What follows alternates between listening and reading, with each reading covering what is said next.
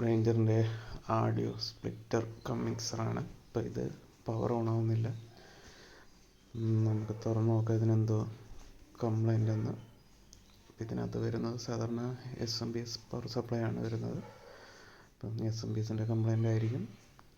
നമുക്ക് തുറന്നിട്ട് എന്താ കംപ്ലൈൻ്റ് നമുക്ക് ചെയ്യാൻ പറ്റുന്നതെന്നൊന്ന് നോക്കാം. അപ്പോൾ ഇത് പവർ ഓൺ ആകാത്ത അവസ്ഥയിലാണ് നമ്മുടെ കയ്യിൽ വന്നത്. അപ്പം നമുക്കിത് തുറന്ന് നോക്കാം.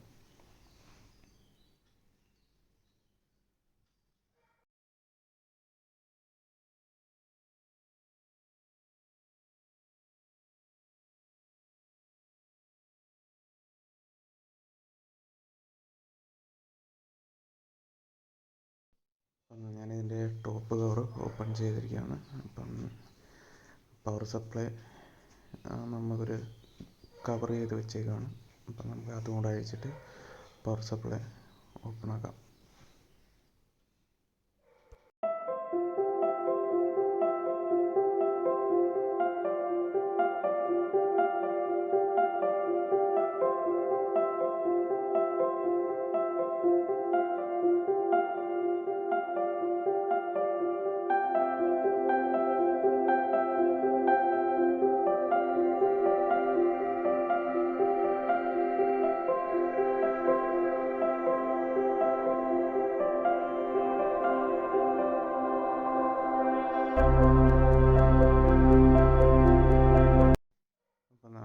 കവർ ഓപ്പൺ ചെയ്തു. അപ്പം പവർ സപ്ലൈ നമുക്ക് നോക്കുമ്പോൾ കാണാം നമ്മുടെ കപ്പാസിറ്റർ ബ്ലാസ്റ്റ് ആയിട്ടിരിക്കുകയാണ്.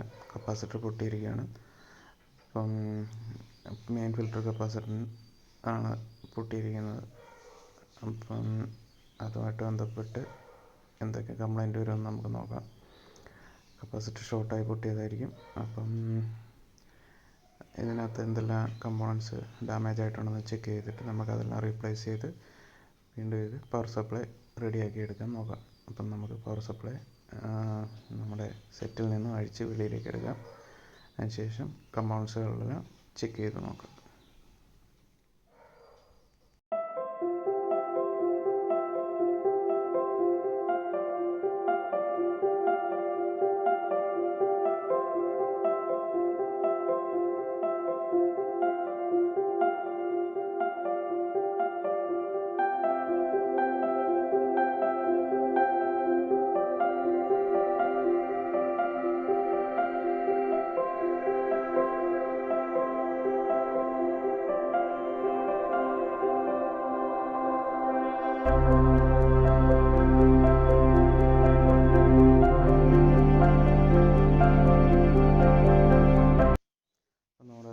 Power supply അഴിച്ചെടുത്തിട്ടുണ്ട്.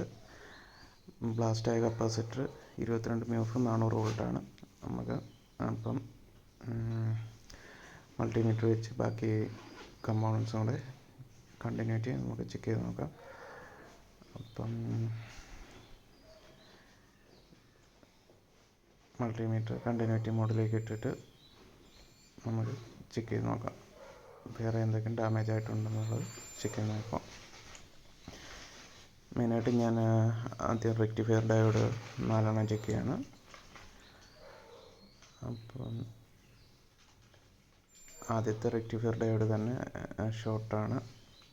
അങ്ങനെ 2 റെക്ടിഫയർ ഡയോഡുകൾ ഷോർട്ട് കാണിക്കുന്നുണ്ട്. ബോഡി വെച്ച് ചെക്ക് ചെയ്യുമ്പോൾ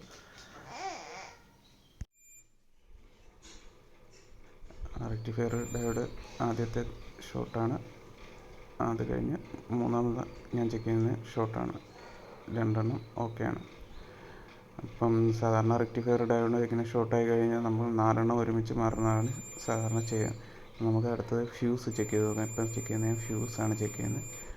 ഫ്യൂസ് സാധാരണ കേസിൽ പോകേണ്ടതാണ്. പക്ഷേ ഇപ്പം ചെക്ക് ചെയ്യുമ്പം അത് കണ്ടിന്യൂറ്റി കാണിക്കുന്നുണ്ട്. കണ്ടിന്യൂറ്റി ഡാമേജ് ആണെങ്കിൽ കണ്ടിന്യൂറ്റി കാണിക്കരുത്.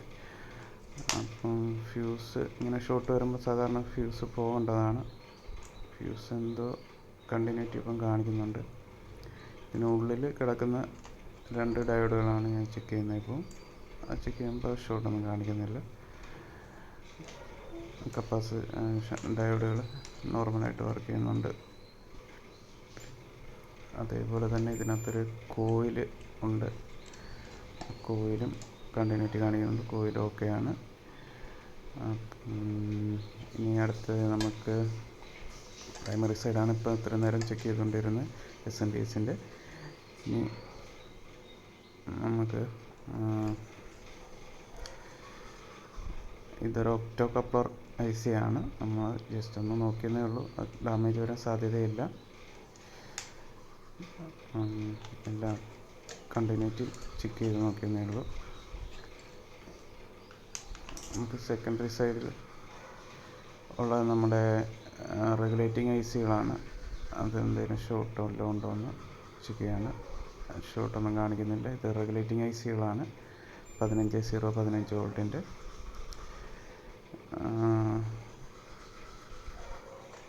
ഇനി നമുക്ക് ഇൻപുട്ട് സൈഡ് ഒന്നുകൂടെ ഒന്ന് ചെക്ക് ചെയ്ത് നോക്കാം. അപ്പം നമ്മുടെ മെയിൻ പവർ സപ്ലൈ ഇൻപുട്ടിൽ നിന്ന് ചോപ്പർ കോയിലിൻ്റെ ഔട്ട് വരെ സപ്ലൈ വരുന്നുണ്ടോ എന്ന് ചെക്ക് ചെയ്യാണ്. പക്ഷേ ഒരു സൈഡ് കിട്ടുന്നുണ്ട്, ഒരു സൈഡ് കാണിക്കുന്നില്ല. അപ്പം എവിടോ ബ്രേക്ക് കൊണ്ട് മെയിൻ സപ്ലൈയിൽ സ്വിച്ച് ഓണാണോ എന്നുള്ളത് കൺഫേം ചെയ്യണം. സ്വിച്ച് കൂടാണ് നമ്മുടെ സപ്ലൈ കയറി വരുന്നത്. സ്വിച്ച് ഓഫാണെങ്കിൽ അവിടെ വരാതിരിക്കാൻ സാധ്യതയുണ്ട്. എനിക്കൊരു അബദ്ധം പറ്റിയിട്ടുണ്ട്. ഞാൻ ചെക്ക് ചെയ്ത ഫ്യൂസിൻ്റെ പോയിൻ്റുകൾ വേറെ ആയിരുന്നു. ഫ്യൂസിൻ്റെ പോയിൻ്റ് തെറ്റിയാണ് ചെക്ക് ചെയ്തത്. നമ്മുടെ ഫ്യൂസും ഡാമേജ് ആയിട്ട് കിടക്കുകയാണ്. ഫ്യൂസ് ഓപ്പൺ ആയിരിക്കുകയാണ്. അപ്പം ഫ്യൂസ് പോയിട്ടുണ്ട്. ഫ്യൂസ് നമുക്ക് റിമൂവ് ചെയ്യണം. അപ്പം ഒരുവിധം കംപ്ലൈൻറ്റുകളൊക്കെ ഫൈൻഡ് ചെയ്ത് കഴിഞ്ഞു. ഇനി നമുക്ക് ഡാമേജ് ആയ പാർട്സ് എല്ലാം റിമൂവ് ചെയ്തിട്ട് പുതിയ പാർട്സ് ഇടാം. അപ്പം റെക്ടിഫയർ ഡയോഡുകൾ 4 പുതിയത് മാറുന്നുണ്ട്, 2 ഡാമേജ് ആയിട്ടുള്ളൂ. അപ്പം ഡാമേജ് ആയ പാർട്സ് എല്ലാം നമുക്ക് റിമൂവ് ചെയ്യാം. ആദ്യം നമുക്ക് കപ്പാസിറ്റർ റിമൂവ് ചെയ്തെടുക്കാം.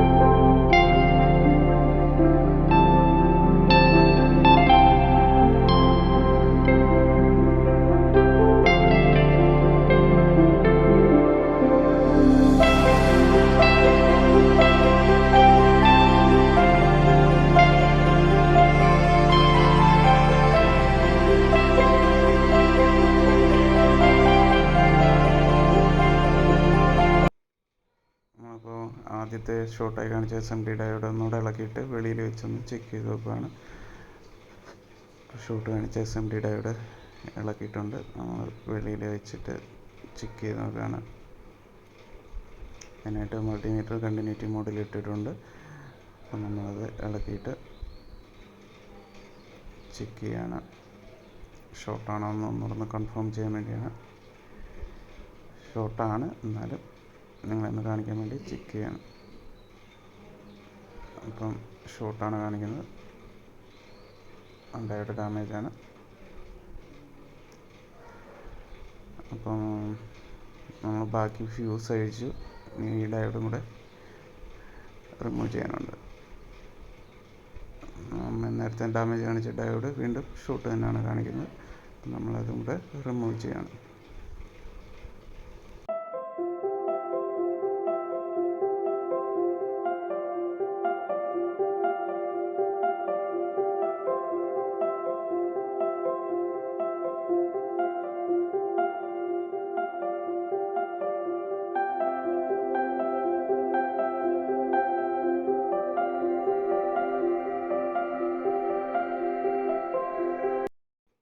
അടുത്ത ഡയോഡ് അഴിച്ചിട്ടുണ്ട്, അതൊന്ന് ജസ്റ്റ് ചെക്ക് ചെയ്യാൻ മൾട്ടിമീറ്റർ വെച്ച്. അതും ഷോർട്ട് തന്നെയാണ് കാണിക്കുന്നത്. അപ്പം ഡാമേജായ എല്ലാ കമ്പൗണ്ട്സും ബോർഡിൽ നിന്ന് റിമൂവ് ചെയ്തിട്ടുണ്ട്. ഇനി നമുക്ക് പുതിയ കമ്പൗണ്ട്സ് റീപ്ലേസ് ചെയ്യാം. ഡയോഡുകൾ, ഫിൽറ്റർ കപ്പാസിറ്റർ, പിന്നെ ഫ്യൂസ്, അപ്പോൾ എല്ലാം നമുക്ക് പുതിയതിട്ട് നോക്കാം. കപ്പാസിറ്റർ ഇളക്കിയെടുത്തൊന്ന് ജസ്റ്റ് നോക്കിയതാണ്, വേറെ എന്തെങ്കിലും ഷോർട്ട് കാണിക്കുന്നുണ്ടോയെന്ന്. ബോർഡ് ഷോർട്ട് വല്ലതും ഉണ്ടോയെന്ന് ചെക്ക് ചെയ്തതാണ്. അപ്പം നോക്കിയിട്ട് വേറെ പ്രോബ്ലം ഒന്നും കാണിക്കുന്നില്ല. ഈ കേസിൽ സ്വിച്ചിങ് ഐ സി ചില സമയം പോകാൻ സാധ്യതയുണ്ട്. നമുക്ക് ഈ കമ്പൗണ്ട്സ് എല്ലാം മാറിയതിന് ശേഷം പവർ സപ്ലൈ ഓൺ ആക്കുമ്പോൾ നമുക്ക് മനസ്സിലാവും. അപ്പം ഇത്രയും പാർട്സാണ് നമ്മൾ ഇതിൽ നിന്ന് റിമൂവ് ചെയ്ത്. അപ്പം ഞാൻ പുതിയ കപ്പാസിറ്റർ ഇട്ടു. 450 വോൾട്ട് 22 മ്യൂഫായിരുന്നു എൻ്റെ കയ്യിൽ അവൈലബിൾ ആയിട്ടുള്ളത്. അപ്പോൾ അതിട്ടു. അപ്പോൾ അതിന് പകരം ഫ്യൂസിന് പകരം ഫ്യൂസ് ഇട്ടു. ഡയോഡുകൾ മാറി, ഡയോഡുകളെല്ലാം പുതിയത് മാറി. പിന്നെ ഫ്യൂസ് ഗ്ലാസ് ടൈപ്പാണ് എൻ്റെ കയ്യിലുള്ളത്. ഗ്ലാസ് ടൈപ്പ് ഫ്യൂസ് ഇട്ടു. ഡയോഡ് പുതിയത് മാറി. എല്ലാം നമുക്കിനി ബോർഡ് ജസ്റ്റ് ഓണാക്കി ടെസ്റ്റ് ചെയ്ത് നോക്കാം. ബോർഡ് ഉറപ്പിക്കുന്നതിന് മുമ്പ് നമുക്ക് വെളിയിൽ വെച്ച് ഒന്ന് പവർ അപ്പ് ചെയ്ത് നോക്കാം വർക്ക് ചെയ്യുന്നുണ്ടോയെന്ന്.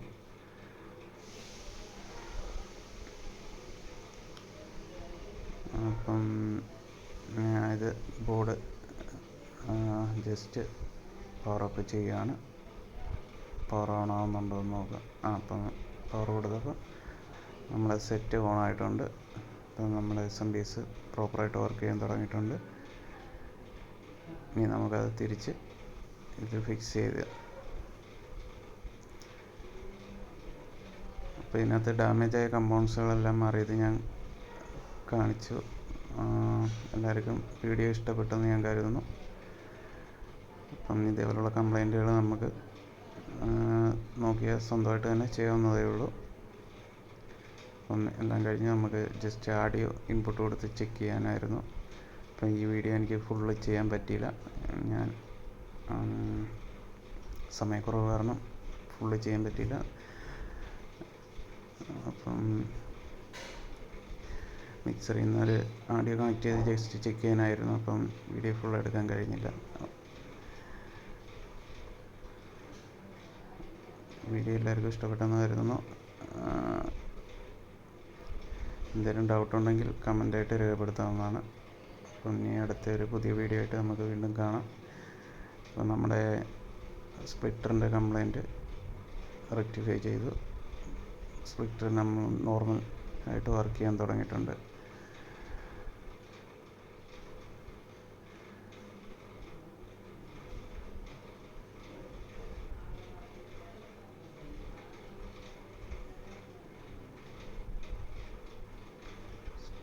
സ്പ്ലിറ്റർ വർക്ക് ചെയ്ത് തുടങ്ങിയിട്ടുണ്ട്. വേറെ കംപ്ലൈൻറ്റുകളൊന്നും ഇല്ലായിരുന്നു. ഇതിൻ്റെ പവർ സപ്ലൈക്ക് മാത്രമേ പ്രോബ്ലം ഉള്ളായിരുന്നു. അപ്പം അത് നമ്മൾ കറക്റ്റ് ചെയ്തിട്ടുണ്ട്. അപ്പം